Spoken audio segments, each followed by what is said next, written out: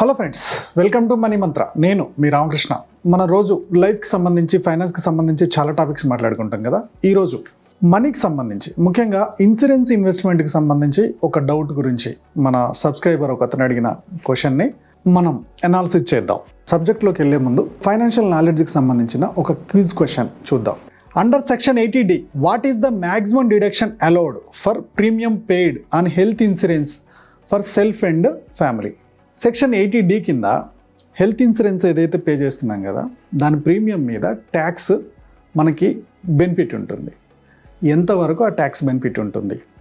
Option A 25,000, option B 30,000, option C 50,000, option D 1 lakh. మీకు గనక answer తెలిసినట్టయితే కామెంట్లో answer post చేయండి. ఒకవేళ మీకు ఆన్సర్ తెలియకపోతే రేపు వచ్చే వీడియోలో ఈ ఆన్సర్ని పోస్ట్ చేస్తాం, తప్పకుండా చూడండి. మన సబ్స్క్రైబర్ ఒక అతను అడిగిన క్వశ్చన్ని మనం ఫాలో అవుదాం. సో క్వశ్చన్ ఏంటంటే, అబ్బాయి ఏజ్ వచ్చేసి 32. ఇతను ఒక ఇన్సూరెన్స్ స్టార్ట్ చేశాడు. సంవత్సరానికి 49,000 అనమాట. ఇలా 16 సంవత్సరాలు కడతాడు. 7,84,000 ఇన్వెస్ట్ చేస్తారండి. ఈ 7,84,000ని మళ్ళీ 10 సంవత్సరాలు అందులోనే ఉంచేయాలి.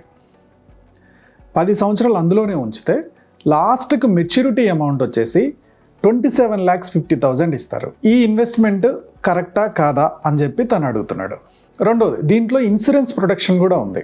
తనకి బాండ్ వచ్చిన రోజు నుంచి సంవత్సరంలోపు తనకి ఏమన్నా అయితే జనరల్గా తన ఫ్యామిలీకి దాదాపుగా 11 lakhs ఇస్తారు. ఒకవేళ యాక్సిడెంట్ కనుక అయితే, యాక్సిడెంటల్ డెత్ కనుక అయితే తన ఫ్యామిలీకి 21,50,000 ఇస్తారు. ఇలా ప్రతి సంవత్సరం 50,000 పెంచుతూ పోతూ ఉంటారు. ఒకవేళ సెకండ్ ఇయర్ ఏమన్నా అయిందనుకోండి, 11,50,000 నార్మల్ డెత్ అయితే, అదే యాక్సిడెంట్ అయితే 22 lakhs.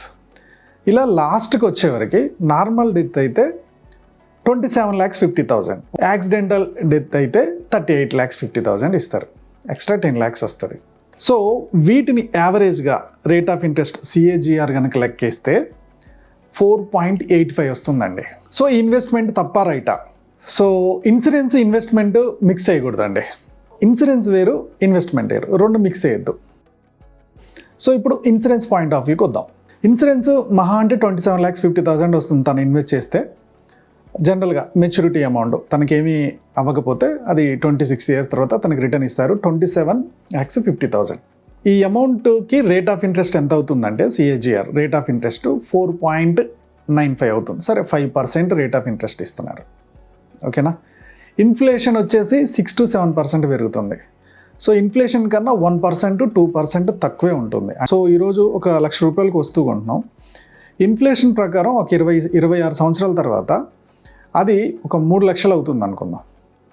సో ఇతను ఈరోజు ₹1,00,000 కొనేది ఆ రోజుకు 3 లక్షలు కావాలి కదా. సేమ్ అలానే 3 లక్షలు కాకుండా ఇది 2.5 లక్షలే అవుతుంది, లేదా 2,70,000 అవుతుంది. అంటే మనం ఆ రోజు కొనాల్సిన దానికన్నా ఇంకో 30,000 తక్కువే వస్తుంది మన ఇన్వెస్ట్మెంట్ ఆ రోజుకి. ఆ ఖర్చుల్ని కూడా బీట్ అవ్వాలి కదా. Okay, at the same time ఒకవేళ రేట్ ఆఫ్ ఇంట్రెస్ట్ బ్యాంకులతో చూసుకుందాం, ఫిక్స్డ్ డిపాజిటో రికరింగ్ డిపాజిటో చేసుకున్నా దీనికన్నా ఇంకొక 1% రేట్ ఆఫ్ ఇంట్రెస్ట్ ఎక్కువే వస్తుంది. కాబట్టి ఆ అమౌంట్ కూడా కొంచెం ఎక్కువే రావడానికి స్కోప్ ఉంది. ఇది రెండో ఆప్షన్. సో ఇప్పుడు నేను మరి ఇన్సూరెన్స్ వద్దని చెప్పట్లా, ప్రొటెక్షన్ ఉంది కదా. ఒకవేళ నువ్వు డబ్బుల గురించి చూస్తున్నావు, ఏమన్నా అయితే ఇమీడియట్గా 11 lakhs వస్తుంది, లేదా 22 lakhs వస్తుంది యాక్సిడెంటల్ డెత్ అయితే. సో 22 lakhs జస్ట్ ఒక సంవత్సరానికి 50,000, లేదా ఇంకొక సంవత్సరం 50,000, ₹1,00,000 కడితే 22 lakhs వస్తుంది. ఇట్స్ బెస్ట్ ఆప్షనే కదా అని చెప్పి మనం ఆలోచించవచ్చు కదా. సో దీనికి నేను రెండు సొల్యూషన్ చెప్తాను. సొల్యూషన్ నెంబర్ 1, ఇయర్లీ 49,000 కదా. సరే, మంత్కి డివైడ్ చేస్తే ₹4,080 ఇన్వెస్ట్ చేస్తున్నాడు. ఇదే SIPలో పెట్టామనుకుందాం, ₹4,080. ఇయర్కి 49,000 ఇన్వెస్ట్ చేస్తున్నాడండి. అంటే మంత్కి ₹4,080 అనుకుందాం. ఓకే, సో ఈ లెక్కన 16 years ఈ ₹4,080 చొప్పున ఇన్వెస్ట్ చేసుకుంటూ వచ్చాడే అనుకుందాం. సో ఇక్కడ నేను ఇయర్లీ SIP క్యాల్కులేటర్ ఓపెన్ చేశా. ఇయర్లీ, సో ఇయర్లీ ఎంత ఇన్వెస్ట్ చేస్తున్నారు ఇతను? 49,000, అంతే కదా. 49,000 ఇన్వెస్ట్ చేస్తున్నారు. ఆ రేట్ ఆఫ్ ఇంట్రెస్ట్ 12% వేస్తున్నాను నేను యావరేజ్గా. టెన్యూర్ వచ్చేసి 16 years కదా, 16 సంవత్సరాల వరకు ఇన్వెస్ట్ చేయాలి, అంతే కదా. 16 years వరకు ఇన్వెస్ట్ చేసాం. సో ఈ అమౌంట్ వచ్చేసి 23,46,000 వచ్చిందండి. ఇంతటితో అయిపోలే. ఈ 23,46,000 మొత్తాన్ని అందులోనే ఉంచేసాం. ఇంకా మనం ఇన్వెస్ట్ చేయట్లేదు, అది ఇంకొక 10 years వదిలేసాం. ఓకే, అప్పుడు ఏం చేస్తున్నాను నేను, దీనికి ఈ అమౌంట్ని లంసంలో పెట్టేస్తున్నాను. ఇదే 12% చొప్పున 10 ఇయర్స్ వదిలేసానండి. ఎంత వస్తుంది? 72,86,000, దాదాపుగా 73 lakhs వచ్చింది. ఇందులో ఈ రిటర్న్స్ ఇంట్రెస్ట్ 50 lakhs అనుకుందాం. ఓకే, అసలు ఫస్ట్ నుంచి మనం ఇన్వెస్ట్ చేసింది ఎంత? 7,50,000. మిగిలిందంతా కూడా రిటర్న్సే కదా. ఈ రిటర్న్స్ మీద 10% వేసారనుకుందాం. అంటే 72లో ఒక 7 తీసేస్తే దాదాపుగా 65 అనుకోవచ్చు, లేదా 66 లేదా 65కి ఒక 10% వేశారు. 6,05,000 పోయింది. సో 6,05,000, 72లో 6,05,000 పోతే దాదాపుగా 65 lakhs ఉంటుంది. మనకు అక్కడ ఎంత వస్తుంది? 27. ఇక్కడ ఎంత వస్తుంది? ట్యాక్సులు పోను కూడా 65 వస్తుంది. సో ఈ ఇన్వెస్ట్మెంట్ కరెక్ట్.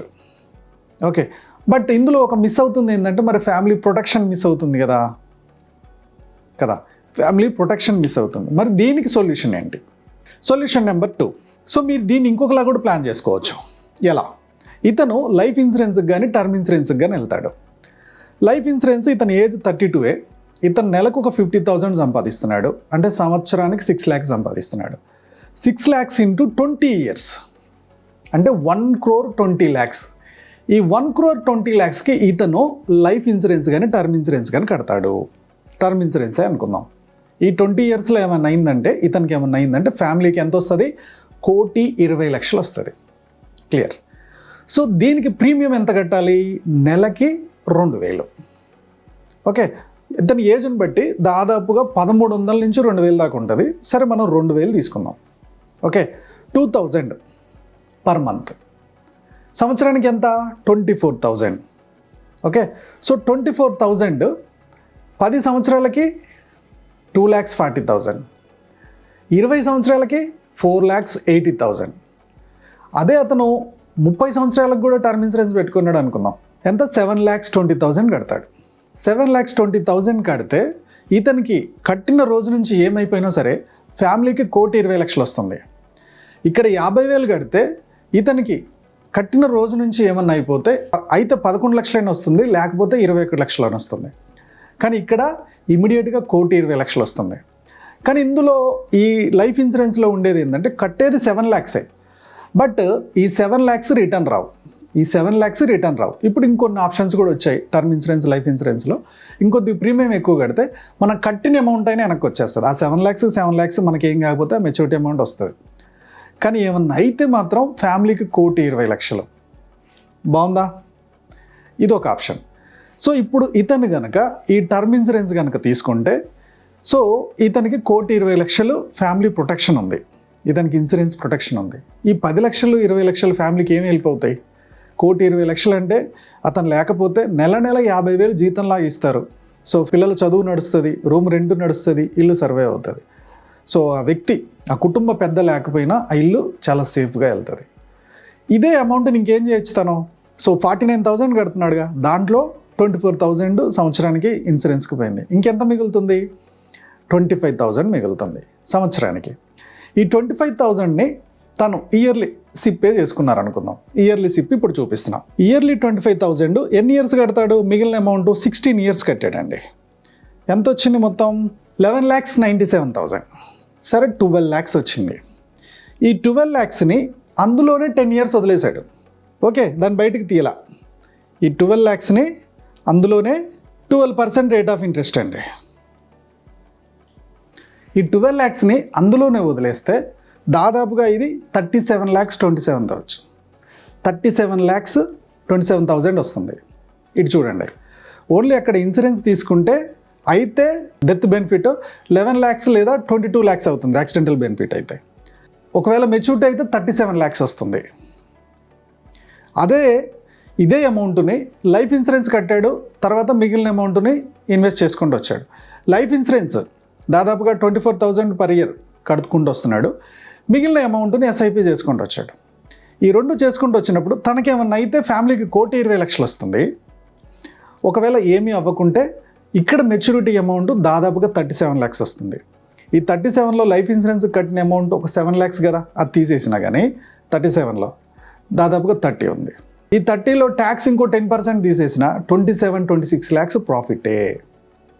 ఆ రోజుకి మీకు ఉపయోగపడేదే. ఇలా ప్లాన్ చేసుకుంటే మీకు ప్రొటెక్షన్ ఉంటుంది, ఇన్వెస్ట్మెంట్ ఉంటుంది.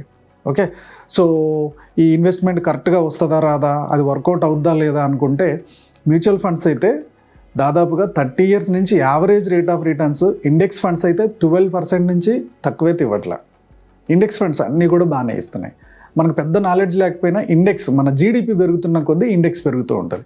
ఇండెక్స్ పెరుగుతున్న కొద్దీ ఆ రిటర్న్స్ వస్తూనే ఉంటాయి. ఓకే, సో ఇలా ఆలోచించుకుంటే ఇన్వెస్ట్మెంట్ బెటర్ సార్. ప్రొటెక్షన్ నేను వద్దని లేదు, ప్రొటెక్షన్కి లైఫ్ ఇన్సూరెన్స్ లేదా హెల్త్ ఇన్సూరెన్స్ చాలా ఇంపార్టెంట్. మీరు మనీని ఇన్వెస్ట్ చేసుకొని ఆ మెచ్యూరిటీ అమౌంట్ కోసం చూస్తున్న పని అయితే ఈ ప్రాసెస్లో ఇన్సూరెన్స్ కరెక్ట్ కాదు. దానికి మ్యూచువల్ ఫండ్ అవ్వచ్చు, లేదా గోల్డ్ రేట్ ఆఫ్ ఇంట్రెస్ట్ బాగానే వస్తుంది, గోల్డ్ ఇన్వెస్ట్ చేయొచ్చు. ఓకే, నెల గోల్డ్ ఇన్వెస్ట్ చేస్తారా, ఇయర్లీ కొంచెం గోల్డ్, ఆ మిగిలిన అమౌంట్ని గోల్డ్కి ఇన్వెస్ట్ చేస్తారా, ఇలా చేసుకున్నా మీకు ప్రాఫిటే ఉంటుంది. సో పెద్ద అమౌంట్ తీసుకోగలుగుతారు ఇన్సూరెన్స్ నుంచి. ఇది ఒకసారి ఆలోచించాలి. ఈ వీడియోలో మీకు ఏమర్థమైంది, మీకు నచ్చిన పాయింట్ ఏంటో కామెంట్లో రాయండి. సో నిజంగా నేను చెప్తున్న ఈ అవేర్నెస్ క్లాసెస్ మీకు అర్థమవుతుందా లేదా అనేది నాకు కూడా తెలుస్తుంది కదా. ఓకే, వీడియో నచ్చినట్టయితే మీ ఫ్రెండ్స్కి షేర్ చేయడం, లైక్ చేయడం అస్సలు మరవకండి. మా యూట్యూబ్ ఛానల్ చూస్తున్న మా వ్యూవర్స్ అండ్ సబ్స్క్రైబర్స్ లైఫ్లో ఎప్పుడు కూడా గొప్పగా స్థిరపడాలని కోరుకోవడంలో మా మనీ మంత్రం ముందుంటుంది. Go self made.